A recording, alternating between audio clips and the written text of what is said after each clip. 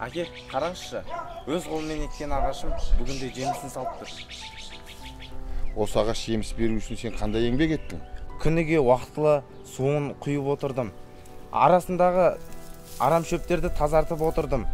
Керек десеңіз, қатты дауыл болған кезде осы ағашым сынып қалмаса екен деп отырдым. Көрдің бе балам, сен де біздің отбасымыздың ағаш секілдісің.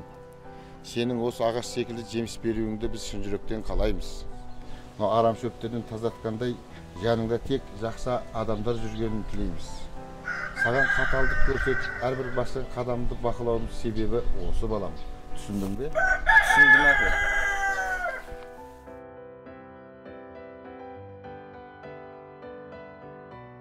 Бір әкенің тәрбиесін 100 мектепте бере алмайды.